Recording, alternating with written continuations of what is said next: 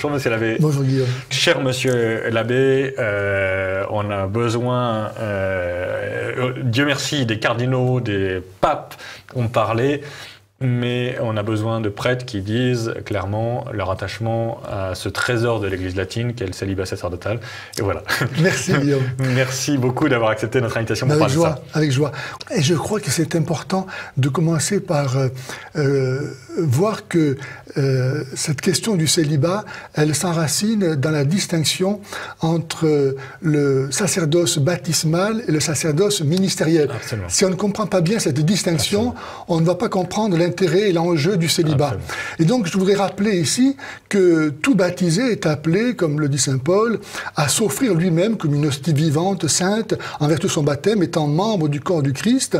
À chaque fois que le sacrifice de Jésus est célébré à la messe, quand il répond Amen, il dit « Moi, je ratifie pour mon compte, en tant que membre du corps du Christ, l'offrande de moi-même, puisque je suis uni au Christ et que le Christ s'offre là à la messe, eh bien, par lui, avec lui et en lui, Père, je te donne ma vie. » Donc tout baptisé est appelé à être prêtre en s'offrant lui-même. Toute l'Église est un peuple sacerdotal. Voilà.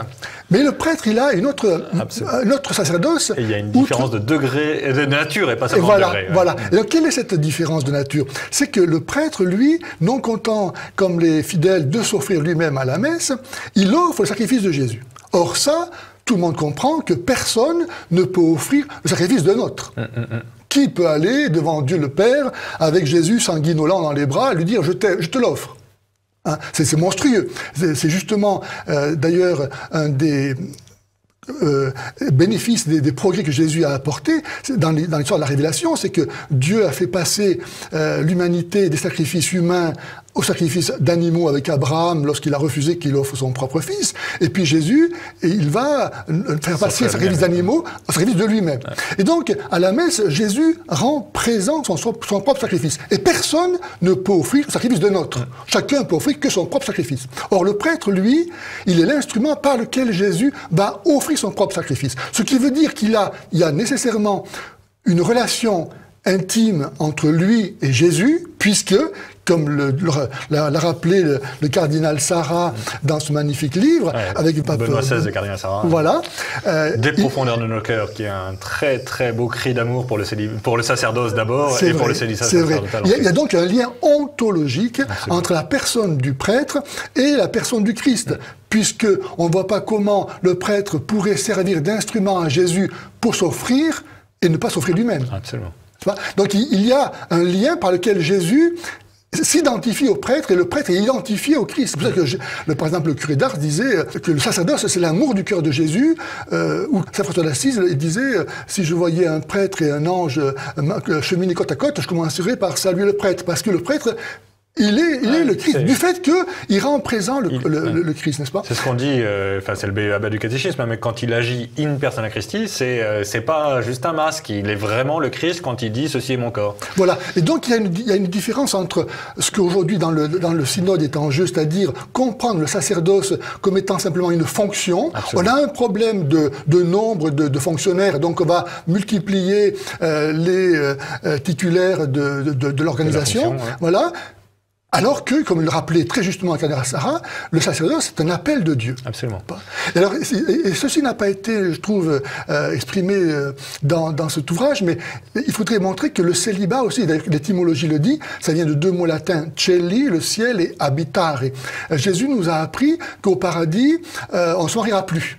Et donc, parce que le prêtre est chargé de conduire les âmes au paradis, par son célibat, déjà, il vit de cette vie. Il habite le paradis. Exactement. Et c'est pour ça qu'il peut... Par anticipation. Exactement, par anticipation. Il est déjà participant du paradis, et c'est pour ça qu'il va pouvoir conduire les gens au paradis. C'est pour ça que le célibat est très très précieux. On ne devient pas prêtre de père en fils dans l'Église catholique. On peut être pope de père en fils, imam de père en fils, rabbin de père en fils, pasteur de père en fils, mais on n'est pas prêtre de père en fils.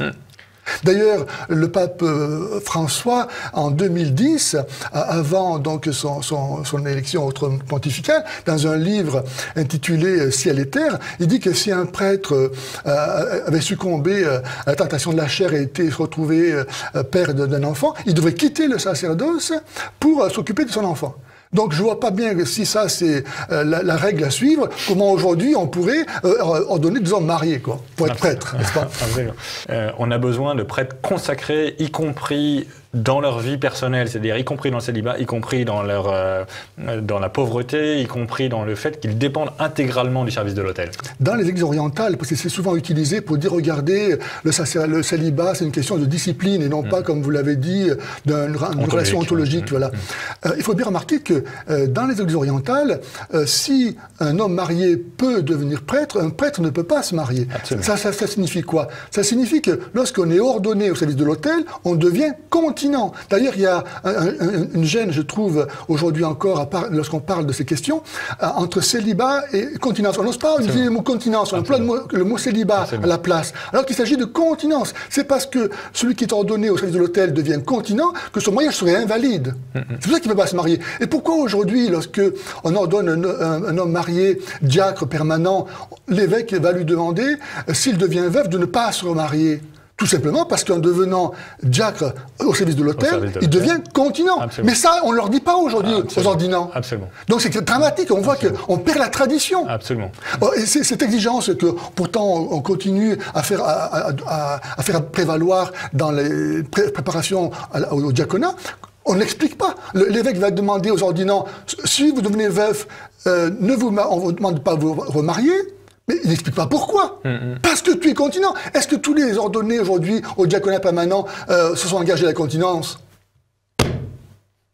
Et pourtant, la tradition, c'est ça. C'est ça. Parce que c'est la continuation de la tradition des prêtres de Lévi qui, pour rendre le sacrifice au temple, étaient tenus à la continence. Exactement.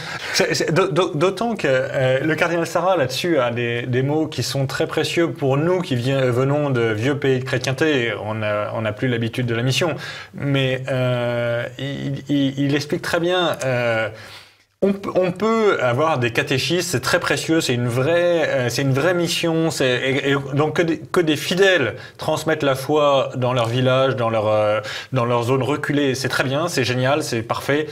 Mais on a besoin de cette oasis qui vient à nous, qui est le prêtre entièrement consacré. Et en particulier, il raconte, moi j'ai trouvé ça très émouvant quand il dit, donc il est prêtre guinéen à l'origine, et donc il raconte qu'après 500 km ou je sais pas combien de kilomètres, il est arrivé dans des villages reculés, il a porté la messe pendant 48 heures, 72 heures, et les fidèles étaient arrivés à la source, quoi. Ils étaient émus aux larmes de voir arriver un prêtre consacré chez eux. Et donc, on a besoin de voir, d'un côté, cet engagement radical. C'est fondamental pour nous d'avoir des prêtres qui croient vraiment au point de consacrer leur vie à ça. Et de l'autre côté, c'est fondamental de ne pas mélanger les genres. C'est-à-dire qu'il y a évidemment le prêtre, ça sert aussi à enseigner la foi, bien sûr. Mais c'est pas d'abord ça le sujet du prêtre. Le sujet du prêtre, c'est d'abord d'apporter Jésus. Voilà, exactement, apporter Dieu. Et c'est l'homme de la messe. Absolument. Aujourd'hui, ça a été ridiculisé dans les enseignements très courants, dans les séminaires et ailleurs. Non, le prêtre, c'est un homme qui est là pour rassembler le peuple, animer le peuple. Non, l'homme traditionnellement, le prêtre traditionnellement, c'est l'homme de la messe. C'est celui qui offre le sacrifice, parce qu'il n'y a que lui qui peut le faire. Absolument. Et ça, c'est vraiment un miracle de savoir qu'on peut participer au sacrifice du Christ. Jésus, il a donné ce sacrifice avant de mourir, pour que nous, on puisse mourir avec lui et mourir d'amour. Quand on va à la messe pour mourir d'amour, pour se donner à Dieu. Donc il n'y a rien de plus grand que ça. Et ça, on comprend bien que c'est pas à mesure humaine. Comme l'a dit très justement le cardinal Sarah, le sacerdoce procède d'un appel de Dieu. Et l'Église reconnaît cet appel. Alors que dans le fait de vouloir ordonner les hommes mariés, c'est l'Église qui procède comme une administration et qui dit, voilà, moi je gère... J'ai besoin de machin et machin. Voilà. C'est moi qui vient recruter, quoi. Voilà. Donc l'Église va redevenir une institution humaine. C'est elle qui gère les problèmes en fonction de ses moyens. Non. Et j'ai beaucoup aimé que le cardinal Sarah rappelle l'urgence, l'importance de prier pour des prêtres, pour les vocations. Absolument. Parce que c'est un don de Dieu. Notre religion, c'est pas nous qui la fabriquons, nous la recevons de Dieu. Et si on vit pas dans cette dimension-là, on passe à côté on passe à côté du salut, quoi. Et accessoirement, il y a aussi un autre élément qui est beaucoup abordé et par Benoît XVI et par le cardinal Sarah, c'est on fait pas attention, quand on parle de la crise des vocations, on fait pas attention que c'est d'abord une crise de la foi. C'est d'abord parce qu'il n'y a plus de fidèles qui croient, enfin plus assez en tout cas de fidèles qui croient que nous recevons notre vie d'en haut et que nous n'y pouvons rien en quelque sorte. Nous pouvons prier pour ça, mais nous n'y pouvons rien. Et c'est parce qu'il n'y a pas assez de foi qu'il n'y a pas assez de prêtres. Et il y a un rapport très intime entre l'absence, notamment dans nos sociétés sécularisées, où on est tellement gavé de toutes sortes de choses qu'on ne veut plus, on n'a plus besoin de Dieu. Si on n'a plus besoin de Dieu, on n'a plus besoin de prêtre, quoi. Et moi, je trouve que c'est vraiment fondamental qu'on revienne à l'essentiel. L'essentiel, c'est la foi. Et le célibat sacerdotal est le signe par lequel on nous envoie le message que, bien sûr, ça n'est pas nous qui décidons. C'est ça, tout à fait. Et que le prêtre, il doit vraiment s'identifier au Christ. Absolument. Il n'est pas simplement là, quelqu'un qui remplit une mission pour un temps donné. Il est identifié au Christ pour toujours. De même que le sacerdoce de Christ, il est éternel, étant Dieu. Eh ben, le Christ, quand il accomplit l'œuvre du Christ, lui aussi, c'est pour toujours. Il ne se prête pas, il se donne. Sinon, il contredit le signe qu'il accomplit en accomplissant l'acte de la messe, n'est-ce pas? C'est un don de soi. Et d'ailleurs, il y a une relation magnifique entre le célibat et le mariage, parce que le fait que des hommes soient capables de choisir le célibat, ça signifie que le mariage n'est plus, on pourrait dire, une fatalité. On n'est plus obligé de se marier, c'est l'objet d'un choix. Je peux, moi, choisir de devenir célibataire, de m'engager dans la vie religieuse ou sacerdotale, ou bien me marier. Et donc, c'est vraiment, à ce moment-là, le mariage trouve sa vocation à plein régime, quoi, parce qu'elle procède vraiment d'une liberté. Donc, ça peut être un acte d'amour. On voit qu'à quel point diminuer le célibat, c'est aussi diminuer la famille. Et d'ailleurs, c'est pas tout à fait pour rien qu'il y a ça se répond l'une à l'autre. Hein. Cette attaque contre l'indissolubilité du mariage, d'un côté, avec la petite note d'Amoris Laetitia qui dit dans certains cas exceptionnels, etc. Et la petite note dira dans certains cas exceptionnels, le célibat n'est pas fondamental. L'une et l'autre se renvoient la balle pour dire l'engagement, en fait, c'est quelque chose de superflu. La consécration, c'est quelque chose de superflu. Mais dans ces cas-là, le baptême, c'est quelque chose de superflu aussi. Et dans ces cas-là, comment est-ce qu'on est sauvé ? On n'est plus sauvé du tout, en fait. Il est certain qu'on aura besoin d'un sacerdoce fidèle, un sacerdoce qui tienne, notamment sur le célibat sacerdotal. Tout à fait. À très bientôt et que Dieu nous garde. Viens à genoux devant lui, il t'a donné sa vie, son pardon te libère. Crie son amour infini qui du haut de la croix nous donne sur la mort la victoire.